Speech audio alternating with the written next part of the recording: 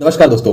गाजियाबाद से एक दिल दहला देने वाला खबर मिला कि तीन सगी बहनें कोरियन गेम का शिकार हुई और वो 9वीं मंजिल से कूदकर आत्महत्या कर लिया।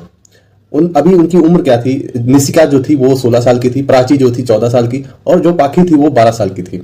उनके पिता का कहना है कि ये 2-3 सालों से गेम खेल रही थी, जो कि एक ऑनलाइन गेमिंग होता है। ये कोरियन लवर गेम इसका नाम है, जिसमें टास्क वगैरह मिलता है।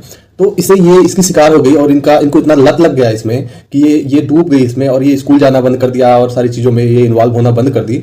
एकांत में तीनों बहनें रहती थी तीनों। और जो उनके पिताजी का जो कहना है, वो कहते थे कि प्राची जो थी वो खुद को बॉस बुलाती थी। मतलब वो टास्क देती थी अपने बहनों को, वो अपने उनकी बहनें जो थी दोनों, वो उसके हिसाब से चलती थी। जो कहती थी, दोनों तीनों साथ में नहाती थी, साथ में खाती थी, जो भी चीज करती थी वो साथ में करती थी और एकांत में रहती थी, घर वालों से भी अकेले में रहती थी। आप सोचिए कि ये सोचिए कि कैसे एक जो है गेमिंग है, जो प्रोसेस है, ये कैसे लोगों को कंट्रोल कर रहा है, कैसे बच्चों को कंट्रोल कर रहा है। तो इसमें बहुत ही ध्यान देने की जरूरत है। और उनके पिताजी ने जो प्रोसेस किया ध्यान देने का, वो बहुत लेट हो चुके थे लगता है, क्योंकि किसी चीज का लत लग जाए किसी को और अगर वो ना मिले तो आदमी बहुत ही परेशान हो जाता है। तो इसी वजह से ये लोग, जो बच्चे थे, जो बच्चियां थी, ये बहुत परेशान हो गई थी।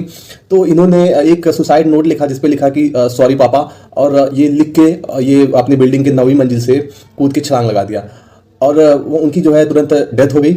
अभी जांच चल रही है, जांच पड़ताल हो रही है। बस पहली जो नज़र में ये सारी चीज़ें आई हैं और सभी को अपने बच्चों पर जरूर ध्यान देना चाहिए। उनको ये देखना चाहिए कि वो मोबाइल देख रहे हैं तो उसमें क्या देख रहे हैं, क्या चीज़ें डाउनलोड कर रहे हैं, क्या चीज़ें कहाँ से कनेक्टेड हैं, किससे कनेक्टेड हैं। ये सारी चीज़ें जो है बहुत ध्यान देने की जरूरत है पेरेंट को।